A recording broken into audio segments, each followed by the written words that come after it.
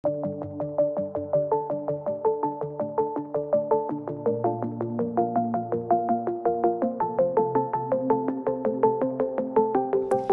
Gaëlle. Bonjour à toutes et tous. Je vais vous présenter les principaux enseignements de la revue de littérature que j'ai réalisée en tant que chargée d'études à l'ONPE sur l'accueil des enfants par un proche, revue de littérature qui vient tout juste d'être publiée et que vous pouvez consulter en ligne sur le site de l'ONPE. Alors, avant d'entrer dans le vif du sujet, je voulais d'abord revenir sur la genèse et la méthodologie de cette revue de littérature.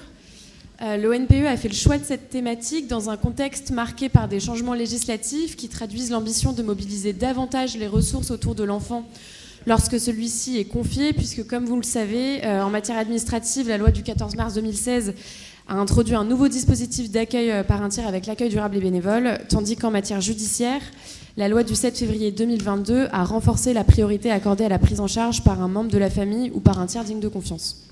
Donc l'objectif était de recenser les connaissances disponibles sur l'accueil par un proche pour mieux comprendre ces situations et réfléchir au repérage des ressources et à l'accompagnement des familles vraiment dans la droite ligne des objectifs visés par la loi du 7 février 2022. Et pour cela, nous avons privilégié une perspective internationale, notamment parce qu'il y a assez peu de recherches qui ont été menées en France. Et nous avons restitué les recherches recensées sous la forme d'une synthèse transversale d'une 30aine de pages. Et à cette synthèse succèdent 32 fiches de lecture, d'articles, de chapitres d'ouvrages, de rapports de recherche qui ont été écrits en langue française ou anglaise et publiés entre 2008 et 2023. Ils ont été sélectionnés...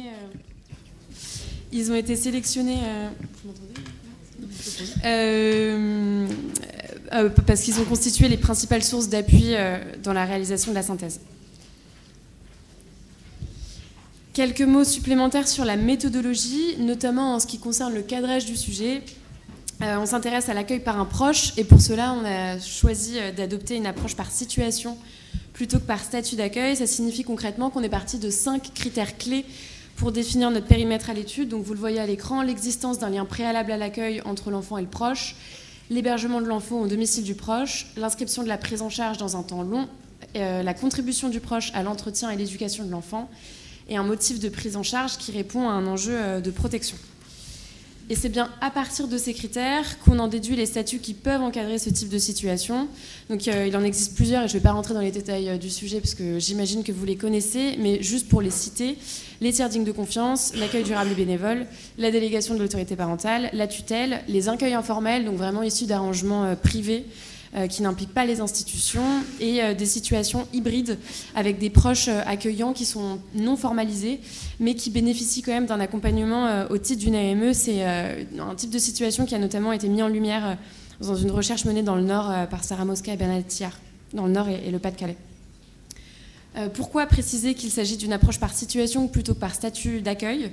Parce que ça ne revient pas tout à fait au même. Typiquement, selon nos critères, les mineurs non accompagnés qui sont pris en charge par des familles bénévoles qui ont rencontré l'enfant par l'intermédiaire de l'ASE ou d'une association, ils ne rentrent pas dans notre périmètre, tandis qu'ils seraient inclus si on partait de l'accueil durable et bénévole en tant que statut de prise en charge, par exemple, parce qu'on sait que c'est une solution d'accueil qui se développe dans certains départements au bénéfice de cette population. On a adopté cette approche par situation du fait de la dimension internationale de la revue de littérature, puisqu'on peut difficilement partir des statuts d'accueil qui ne sont pas les mêmes selon les pays. Et je dirais qu'on a transformé cette contrainte en opportunité parce que ça nous a permis de mettre en évidence la singularité du système de protection français. Parce que chez nous, la démarcation entre les différents types d'accueil familiaux, elle se fait essentiellement entre assistants familiaux, donc qui sont des figures professionnelles d'une part, et des accueillants bénévoles, qui sont pour la plupart issus de la famille ou de l'entourage de l'enfant, tandis qu'à l'international, les recherches, mais aussi les services statistiques publics, ils opèrent plutôt une distinction entre les accueillants issus de l'entourage de l'enfant et les accueillants qui n'en sont pas issus. Et cette différence, elle s'explique notamment par le fait que l'accueil familial bénévole, qui est assuré par des familles qui se portent volontaires spontanément auprès des institutions, il est plus répandu à l'international et qu'il n'y a pas toujours d'équivalent d'assistants des assistants familiaux chez nous. Le recensement de la littérature a permis de mettre en évidence plusieurs thématiques récurrentes qui font chacune l'objet d'une partie dédiée dans la synthèse, le profil des enfants et des proches impliqués, les parcours d'accueil, le point de vue des différentes parties prenantes et la trajectoire des enfants à court et long terme. Et ces thématiques, elles constituent le fil rouge de mon intervention. Alors, qui sont les enfants et les proches impliqués dans ces accueils? On se rend compte d'abord qu'il existe assez peu de statistiques publiques sur le sujet et qu'on a du mal à chiffrer l'ensemble de ces situations. En France, on sait qu'il y a environ 14 000 tiers dignes de confiance sur le territoire national au 31 décembre 2022, donc c'est des chiffres tirés de l'enquête Aide sociale de l'adresse.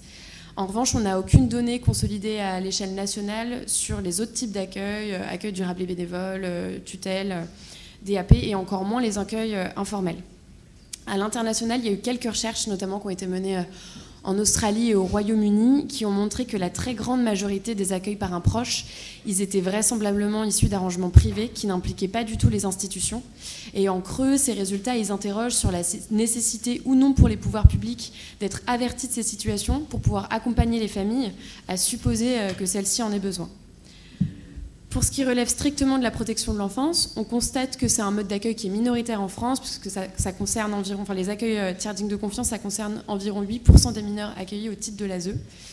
À l'international, c'est un dispositif qui est plus répandu et dont l'usage est en hausse depuis une vingtaine d'années, notamment du fait de l'adoption d'un cadre législatif très favorable, en fait un peu l'équivalent de ce qu'a introduit la loi Taquet, qui a renforcé la priorité accordée à l'accueil par un tiers digne de confiance. C'est des incitations qui ont été adoptées progressivement à partir des années 90 aux États-Unis, puis dans les pays du nord de l'Europe. Donc ça peut expliquer la singularité de la situation française. Qui dit peu de données de dénombrement, dit aussi peu d'informations issues de la statistique publique sur le profil des enfants. Donc là, c'est essentiellement des informations qu'on tire d'enquêtes quantitatives et qualitatives qui portent à chaque fois sur un échantillon seulement des enfants confiés à un proche. Mais ce qui ressort dans vraiment la grande majorité des recherches, c'est la fragilité économique et sociale des familles d'origine des jeunes, quel que soit le statut qui encadre l'accueil. Donc ça fait écho au lien entre précarité et protection de l'enfance qui est déjà observé par ailleurs par la recherche française et internationale. On note aussi la surreprésentation d'enfants issus de minorités ethniques dans plusieurs pays. Les chercheurs l'expliquent notamment par le fait que des pratiques de confiage sont plus répandues au sein de certaines populations, donc par exemple chez les peuples aborigènes en Australie. Et dans les Drômes, c'est une thématique qui fait l'objet de recherches spécifiques menées par l'équipe EFIS de l'Université de Nanterre, avec des terrains qui ont été réalisés à La Réunion, à Saint-Martin, en Martinique, etc.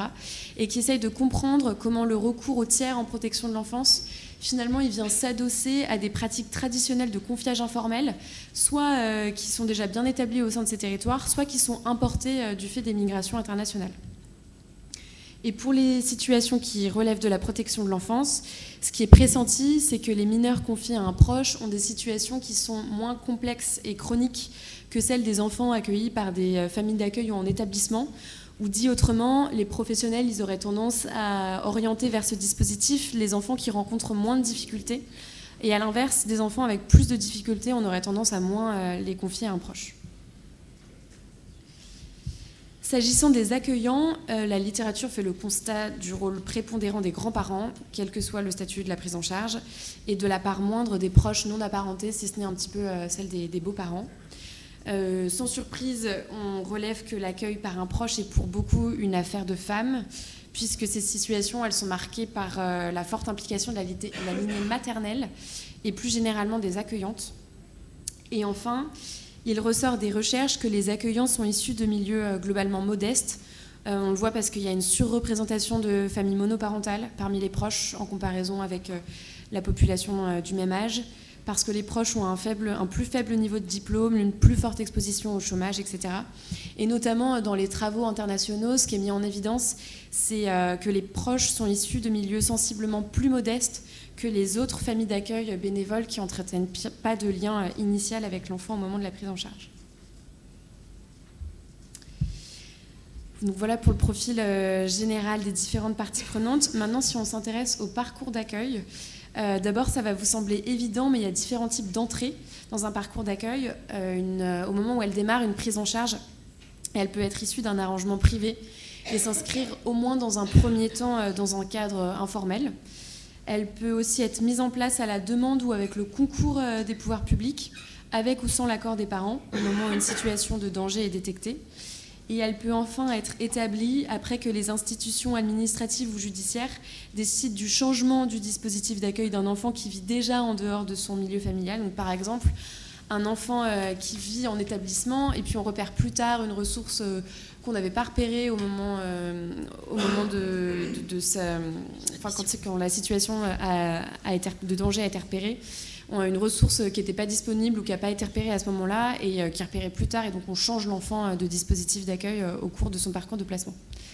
Et puis bien sûr, pour les travailleurs sociaux, le type d'entrée il a des implications différentes vis-à-vis du repérage des ressources, de l'évaluation des conditions d'accueil.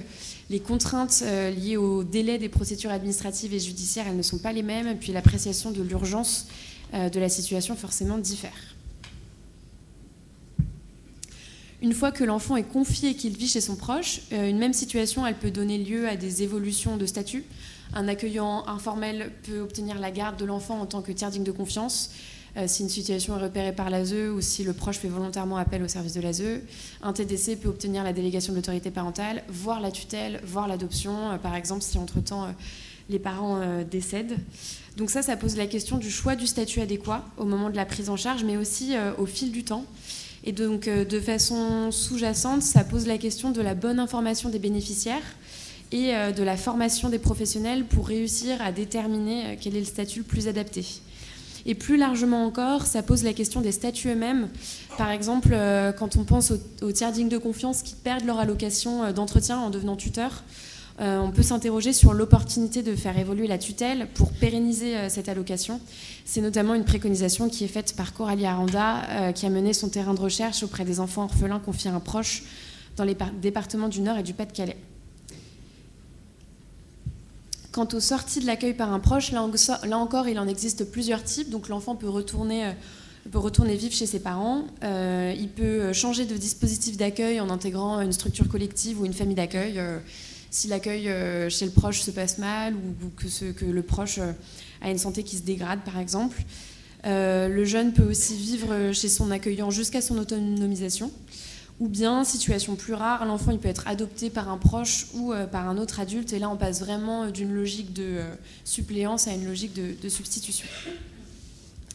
Et en fait, ce qui est assez intéressant avec la dimension internationale de la revue de littérature, c'est qu'on observe qu'en fonction des pays, l'objectif de sortie recherché n'est pas tout à fait le même. Dans certains pays, par exemple en Belgique, au Québec ou en Suisse, l'accueil par un proche, il est perçu comme une solution d'accueil stable et permanente, avec des statuts qui sont assez forts et sécurisants pour les proches qui leur octroient un certain nombre de droits, de sorte qu'on perçoit assez positivement le fait que l'enfant reste chez son proche jusqu'à sa majorité quand il ne peut pas retourner vivre chez ses parents. Tandis que chez nous, les recherches, elles mettent en lumière le fait qu'on n'en a pas tout à fait la même perception, que le statut des proches accueillants, il pourrait être renforcé. Et sur le sujet, je vous encourage notamment à lire la recherche de Caroline Siffrin-Blanc et Carmen Lavallée, qui compare les placements longs et le maintien des relations parentales en France et au Québec. Une recherche qui a été en partie financée par l'ONPE, publiée cette année, et je crois qu'il y a un 4 pages qui est disponible à la sortie de la salle. Maintenant, si on s'intéresse au point de vue des différentes parties prenantes, il ressort d'abord des témoignages recueillis, la préférence que l'enfant soit confié à un proche plutôt qu'à une famille d'accueil ou un établissement collectif, et ça émane à la fois des enfants, des proches et des parents. Plus spécifiquement du côté des enfants, on retient le fait qu'ils apprécient le fait que cet accueil se rapproche de celle d'une configuration familiale classique, ce qui est associé à un sentiment de normalité. Ça n'empêche pas la persistance d'expériences de stigmatisation, mais disons que ça les modère. On observe que les enfants ont des craintes vis-à-vis de la continuité de leur prise en charge, notamment quand ils ont été confrontés au deuil de leurs parents ou que leurs accueillants, qui sont souvent des grands-parents, sont âgés ou ont une santé dégradée. Donc ça pose la question de l'intérêt à penser à un projet d'accueil alternatif avec l'appui des travailleurs sociaux pour rassurer le jeune sur le fait qu'il continuera d'être protégé si son proche ne peut plus le prendre en charge. Du côté des parents, on note un sentiment de dépossession de leur rôle parental et la peur d'être oublié par l'enfant au moment où celui-ci investit une autre figure d'attachement. C'est une problématique qu'on retrouve fréquemment dans les situations de placement familial. Par ailleurs, la qualité de la relation avec l'accueillant, c'est une problématique qui est très fréquemment mentionnée. En fait, il semblerait que la relation entre parents et accueillants, elle soit davantage empreinte sur le plan émotionnel et affectif avec les proches plutôt qu'à une famille d'accueil, ce qui est logique, mais du coup ce qui complexifie la relation entre ces deux adultes. Et enfin, du côté des proches, on retient que l'engagement à accueillir l'enfant, c'est une évidence qui s'ancre dans un principe d'entraide familiale et d'obligation morale.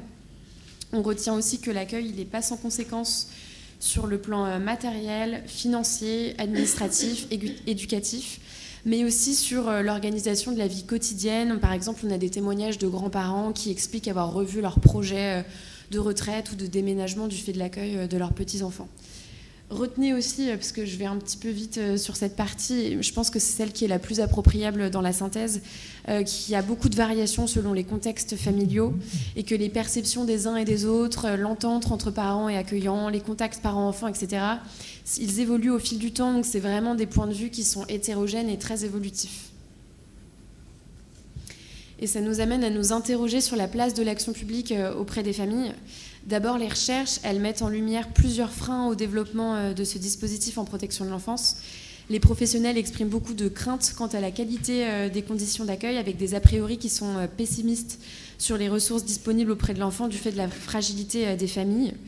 Les professionnels expriment aussi la situation inconfortable que constitue leur place d'arbitre entre intérêt de l'enfant, volonté du parent et volonté de l'accueillant en cas de conflit.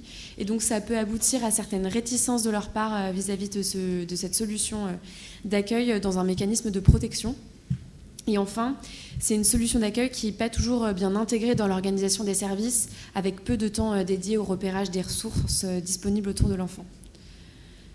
Sur les demandes d'accompagnement, elles sont très hétérogènes selon les familles. Certaines, elles préfèrent une aide vraiment ponctuelle, tandis que d'autres, elles ont des besoins qui sont plus importants selon la stabilité de la situation, l'entente entre parents et accueillants, les conditions matérielles des proches, etc. Donc ça appelle vraiment à la mise en place d'un soutien sur mesure. Mais il faut avoir en tête que ces enjeux, ils s'inscrivent dans un contexte où il y a encore beaucoup de besoins qui ne sont pas pourvus. Sur le plan financier, on observe que beaucoup de proches n'ont pas accès à l'allocation auquel ils ont droit. Les proches bénéficient de moins d'offres d'accompagnement, échanges entre pairs, temps de répit, visites médiatisées que les autres familles d'accueil bénévoles à l'international. Et donc ça conduit les chercheurs à s'interroger sur le désengagement éventuel des pouvoirs publics dans ce dispositif d'accueil, avec de façon sous-jacente la suspicion d'un effet d'aubaine pour les États qui s'appuie sur les solidarités familiales pour pallier les difficultés de recrutement de familles d'accueil ou pour s'affranchir de certaines contraintes budgétaires, mais qui ne mettent pas véritablement les moyens derrière pour accompagner les familles. Derniers enseignements sur la trajectoire des enfants à court et long terme. Il y a une littérature qui est très dense, qui nous vient notamment des États-Unis, pour évaluer ce dispositif au regard de ses retombées sur la trajectoire des enfants. En général, la comparaison elle est faite entre les enfants confiés à un proche et les enfants confiés à des familles d'accueil bénévoles. Pour cela, on utilise des outils économétriques et statistiques très sophistiqués, avec des bases de données qui portent parfois sur des milliers d'enfants. Globalement, les recherches mettent en lumière des résultats au moins équivalents, sinon légèrement meilleurs que ceux d'autres dispositifs de protection de l'enfance, en ce qui concerne la stabilité de l'accueil et l'intégration sociale des enfants plus tard. Mais on est encore à la recherche d'un consensus définitif sur le sujet. On le voit parce qu'il y a des résultats qui sont contradictoires déjà entre les recherches. Et puis il y a encore beaucoup de travaux qui sont menés sur cette thématique. Et par ailleurs, on constate que l'écart il reste assez marqué entre les enfants qui sont confiés à un proche et la population générale des enfants. Par exemple, quand on regarde le niveau d'éducation finale ou l'injonction à acquérir une indépendance financière et résidentielle rapidement. Et au-delà de l'évaluation pure et nette de ces situations à travers l'usage d'outils statistiques, plusieurs chercheurs appellent à considérer davantage l'accueil par un proche comme une configuration familiale à part entière qui demande à être accompagnée, mais aussi à être respectée en tant que telle. Et donc ça pose la question d'un soutien public qui ne passerait pas forcément par les systèmes de protection de l'enfance, mais qui prendrait la forme d'un soutien social plus souple et qui s'inscrirait dans les politiques familiales au sens large. En conclusion, j'en resterai là avec ce questionnement en guise d'ouverture sur ne pas oublier de considérer l'accueil par un proche également comme une configuration familiale à part entière. Et je vous remercie.